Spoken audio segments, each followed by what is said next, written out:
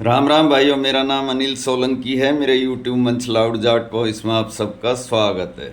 दोस्तों, आज के वीडियो में मैं आपको एक बहुत ही गंभीर विषय पे कुछ जानकारी दूंगा। दोस्तों, हरियाणा की दो जाति जिनका सब कुछ एक जैसा है, खाना पीना रहना सहना पहनावा भाषा संस्कृति, एक जाट और एक अहीर, लेकिन दोनों एक दूसरे के राजनीतिक रूप से धुर विरोधी क्यों हैं? अहीरवाल के यादवों को ऐसा क्यों लगता है कि अहीरवाल में जो चौधर होनी चाहिए उसकी वजह जाट हैं, और इस बात में कितनी सच्चाई है? दोस्तों, आज के वीडियो में मैं पॉइंट टू पॉइंट आपको ये बात समझाऊंगा, बशर्ते आप वीडियो को पूरा देखें, ध्यान से देखें। बहुत सारी बातें ऐसी बताऊंगा जो आज से पहले किसी ने आपको नहीं बताई होंगी। दोस्तों, जाट, अहीर और गुर्जर, ये तीन कौम खेती पर आधारित कौम हैं।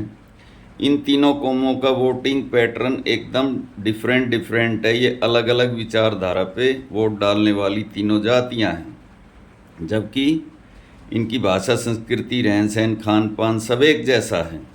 और चौधरी चरण सिंह ने इनकी एकता के लिए एक संगठन भी बनाया था, आप सब लोग इस बात को जानते हैं। लेकिन ये एक हो नहीं पाते हैं, इसकी वजह मैं आज आपको बताऊंगा। गुजरों की बात और किसी वीडियो में करेंगे, आज यादव और जाटों की बात कर लेते हैं। दोस्तों, तीन बातें ऐसी हैं जिससे यादव और जाट अलग अलग पैटर्न पर वोट करते हैं। नंबर एक, अहीरवाल की चौधर। नंबर दो, अहीर रेजिमेंट। और नंबर तीन, आरक्षण। दोस्तों, अहीरों को ये दुख है कि जब हरियाणा बना था तो हमारा मुख्यमंत्री बना था दूसरा। पहले पंडित भगवत दयाल शर्मा बने थे और दूसरे राव वीरेंद्र। उसके बाद हमारा मुख्यमंत्री हरियाणा में नहीं बना, इसकी वजह वो जाटों को मानते हैं। दूसरी वजह है जाट रेजिमेंट है मगर अहीर रेजिमेंट नहीं है, इसकी वजह भी वो जाटों को ही मानते हैं। और तीसरी जो सबसे बड़ी वजह है दोस्तों, जाट और अहीरों में एकता ना होने की, वो है अहीरों के पास ओबीसी का आरक्षण और जाटों के पास आरक्षण का ना होना। और जब भी जाट ओबीसी का आरक्षण मांगते हैं तो इसका विरोध सबसे ज़्यादा अहीर करते हैं। तो इन्हीं तीनों बातों का आज की मैं विश्लेषण करता हूँ।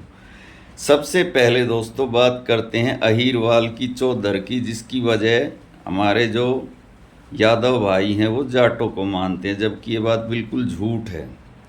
दोस्तों, 2014 में जब हरियाणा में सत्ता परिवर्तन हुआ और बीजेपी की सरकार बनी, तो जो चौधर रोहतक से छीन कर अहीरवाल में लाने का सपना था हमारे यादव भाइयों का, और उसी सपने को साकार करने के लिए उन्होंने वोट डाला था, वो चौधर रोहतक से अहीरवाल में ना आके जीटी करनाल रोड बेल्ट में चली गई।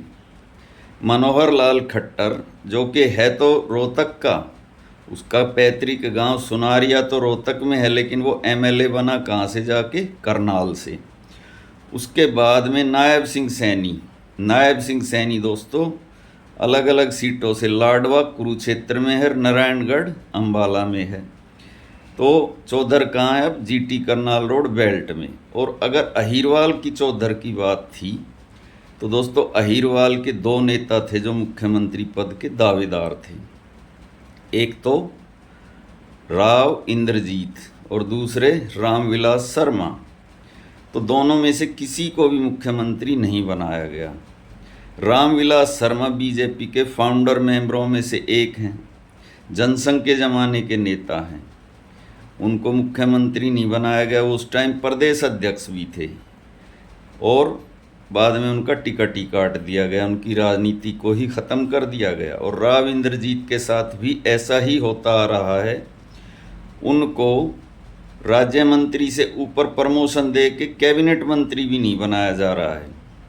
और तीसरे जो राव नरवीर हैं, उस राव नरवीर को मंत्री तो बनाया जाता है, लेकिन सपना उसका भी मुख्यमंत्री बनने का था। और आपको एक और बात बताऊं दोस्तों, 1987 में जब चौधरी देवीलाल की सरकार बनी थी तो राव नरवीर को 25 साल की उम्र में हरियाणा का गृह मंत्री बनाने वाले चौधरी देवीलाल थे। कल्पना कीजिए, 25 साल के एक बच्चे को एक प्रदेश का गृह मंत्री, मुख्यमंत्री के बाद सबसे बड़ा पद होता है, और रामविलास शर्मा को मंत्री भी बनाने वाले 1987 में चौधरी देवीलाल थे।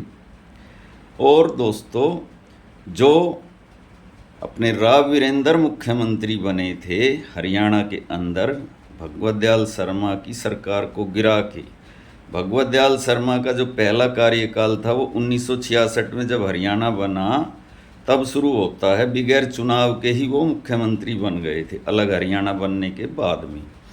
तो वो 130 दिन तक मुख्यमंत्री रहे। 1967 में फिर चुनाव हुआ, चुनाव के बाद में वो फिर दोबारा मुख्यमंत्री बने। 13 दिन के बाद ही राव वीरेंद्र ने उनकी सरकार को गिरा दिया था और राव वीरेंद्र मुख्यमंत्री बन गए थे। तो दोस्तों उस समय 18 निर्दलीय विधायक थे जिन्होंने नवीन हरियाणा पार्टी बनाकर राव वीरेंद्र का समर्थन किया था और 12 विधायक कांग्रेस के टूट गए थे। और इस जोड़ जुगाड़ में राव वीरेंद्र का साथ चौधरी देवीलाल ने दिया था तथा अन्य कुछ छोटे मोटे दलों के जुगाड़ से वो मुख्यमंत्री बन गए थे। 7 महीने रहे, फिर उनकी भी सरकार गिर गई और फिर दोबारा सरकार नहीं आ पाई। तो दोस्तों इसकी वजह जाट कहाँ है? जब 2014 में बीजेपी सत्ता में आई और बीजेपी सत्ता में आई अहिरवाल की वजह से, ये बात आप लोग मेरे से बेहतर जानते हैं। तो किसने बीजेपी को रोका है कि इस चौधर को जीटी करनाल रोड बेल्ट में लेके जाए, इस चौधर को अहिरवाल में क्यों लेके नहीं आती? अब दोस्तों मैं आपको कुछ और रोचक बातें बताता हूँ। हरियाणा के पड़ोस में दिल्ली है। दिल्ली के पहले मुख्यमंत्री भी यादव थे, उनका नाम था ब्रह्म प्रकाश यादव। वो दिल्ली के सकूरपुर गांव के रहने वाले थे। सकूरपुर गांव पंजाबी बाग के पास पड़ता है।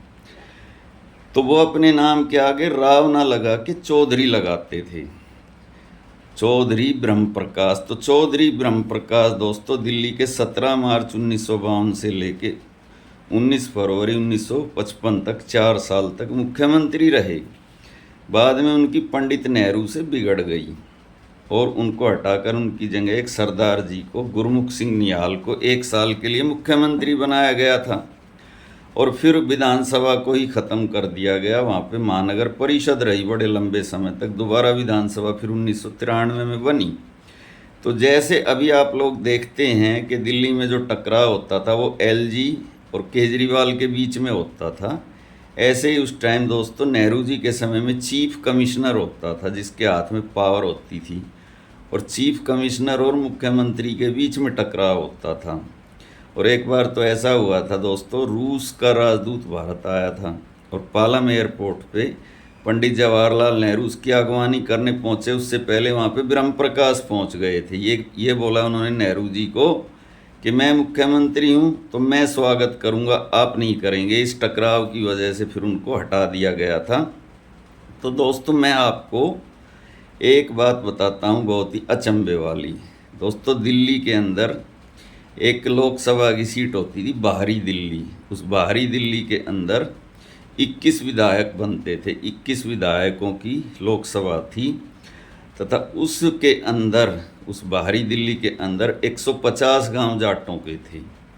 नरेला विधानसभा में 25, बवाना विधानसभा में 25 आज भी हैं, थे क्या आज, मगर आज वो सीट नहीं रही। वो सीट 3 टुकड़ों में बट गई, दक्षिण दिल्ली, पश्चिम दिल्ली और उत्तर पश्चिम दिल्ली, 3 लोकसभा बन गई उसकी। तो दोस्तों जब वो आउटर दिल्ली एक ही सीट थी तो उसके अंदर 25 गांव नरेला विधानसभा में, 25 बवाना में, 20 गांव मुंडका विधानसभा में, 20 गांव नजफगढ़ विधानसभा में, 20 गांव मटियाला विधानसभा में, 8-9 गांव बिजवासन विधानसभा में, 8-9 गांव महरौली विधानसभा में। इसके अलावा मालवीय नगर और छतरपुर वगैरह इसके अंदर भी गांव हैं। तो 150 गांव जाटों के इस लोकसभा के अंदर थे, आज भी हैं, सॉरी। तो इस विधानसभा के अंदर दोस्तों आपको पता है जो ब्रह्म प्रकाश यादव दिल्ली के पहले मुख्यमंत्री बने, वो यहाँ से 3 बार सांसद बने। इस विधानसभा के अंदर दोस्तों जो सबसे बड़ा जाट चेहरा है जो यहाँ से 3 बार सांसद रहा वो था सज्जन कुमार महलावत, दिल्ली के पहाड़ी धीरज जटवाड़ा गांव का रहने वाला। ये 1980, 1991 और 2004 में 3 बार सांसद रहा। और बाकी यहाँ से 4 जाट और सांसद बने। चौधरी दिलीप सिंह 1971 में, ये शाहपुर जट गांव के थे। भरत सिंह 1984 में ये दिल्ली के नीलोठी गांव के थे। तारीफ सिंह 1989 में ये दिल्ली के सुल्तानपुर माजरा गांव के थे। और साहब सिंह 1999 में ये दिल्ली के मुंडका गांव के थे। और ये जो चौधरी ब्रह्म प्रकाश हैं ये 1962, 1967 और 1977 3 बार यहाँ से सांसद बने। एक ऐसी लोकसभा से जिसमें 150 गांव जाटों के हैं और यादवों के गांव इसमें 20-30 ही हैं। तो आप कल्पना कर सकते हैं दोस्तों, गुड़गांव सीट से जो यादव बहुल सीट है वहाँ से कोई जाट MP बन सकता है क्या आज की डेट में? लेकिन जाटों ने ब्रह्म प्रकाश यादव को अपनी सीट से 3 बार सांसद बनाया। अब आप समझ गए होंगे मैं जो कहने की कोशिश कर रहा हूँ। और आज जब यहाँ पे BJP की सरकार है दिल्ली में, तो केवल 2 विधायक यादव हैं दिल्ली के अंदर BJP के, क्योंकि टिकट ही 2 को दिया था। अब दोस्तों मैं आपको एक तीसरे राज्य की और बात बताता हूँ, उत्तर प्रदेश। उत्तर प्रदेश के अंदर दोस्तों चौधरी चरण सिंह ने भारतीय क्रांति दल के नाम से एक पार्टी बनाई थी। 1967 में चौधरी चरण सिंह 11 महीने मुख्यमंत्री रहे, 1969 में 7 महीने, और 1977 में जब उनकी पूर्ण बहुमत की सरकार बनी तो उन्होंने एक यादव को मुख्यमंत्री बनाया जिसका नाम था राम नरेश यादव। और ये राम नरेश यादव उत्तर प्रदेश के पहले यादव मुख्यमंत्री थे जिनको बनाने वाले व्यक्ति का नाम चौधरी चरण सिंह था। 20 महीने तक राम नरेश यादव मुख्यमंत्री रहे। तो दोस्तों जो क्रांति दल था चौधरी चरण सिंह का, उसकी ऐसी हालत नहीं थी पहले जैसी आज है लोक दल की। 1969 में उसके 98 MLA जीत के आए थे, 1974 में 106, 1977 में 352 जनता पार्टी बन गई थी, 1980 में 59 और 1985 में 84 विधायक थे क्रांति दल के पास, या लोक दल कह लो। तो दोस्तों जो आज मुलायम सिंह यादव का आपने नाम सुना होगा, अखिलेश यादव के पिताजी, वो जो 3 बार उत्तर प्रदेश के मुख्यमंत्री बने, उनके कैरियर को बनाने में चौधरी चरण सिंह की भूमिका आपको मैं बताता हूँ। 1980 में प्रदेश अध्यक्ष लोक दल का बनाया चौधरी चरण सिंह ने मुलायम सिंह को।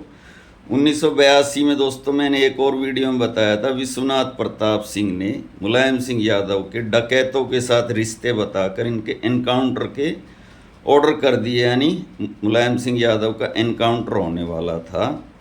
तो दोस्तों उस समय चौधरी चरण सिंह ने मुलायम सिंह यादव को विधान परिषद दल का नेता बनाकर उनका इनकाउंटर होने से बचाया। जो यूपी पुलिस उनका इनकाउंटर करने के लिए उनको ढूंढ रही थी, बाद में उसको उनको सुरक्षा देनी पड़ी। और जब दोस्तों 1987 में पार्टी टूटी तो अजीत सिंह के पास 55 विधायक और मुलायम सिंह के पास 30 ही विधायक रह गए थे।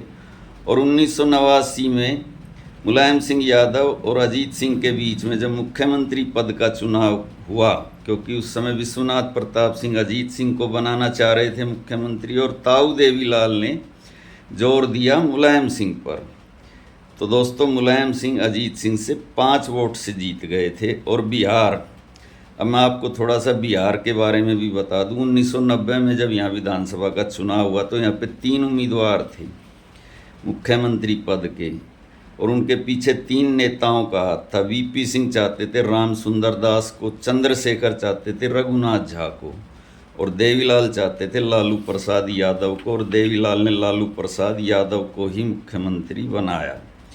अब दोस्तों दूसरी बात करते हैं अहीर रेजिमेंट की।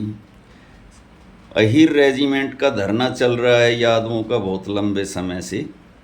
किसी यादव नेता ने उनका समर्थन नहीं किया, किसी बाबा रामदेव ने समर्थन नहीं किया, लेकिन अहीर रेजिमेंट के लिए दोस्तों 2024 22 जुलाई 2024 को दीपेंद्र हुड्डा ने बजट सेशन में 0 आवर में लोकसभा सचिवालय को नोटिस दिया और इसकी आवाज़ उठाई थी लोकसभा में, और 2022 में राज्यसभा में भी आवाज़ उठाई थी।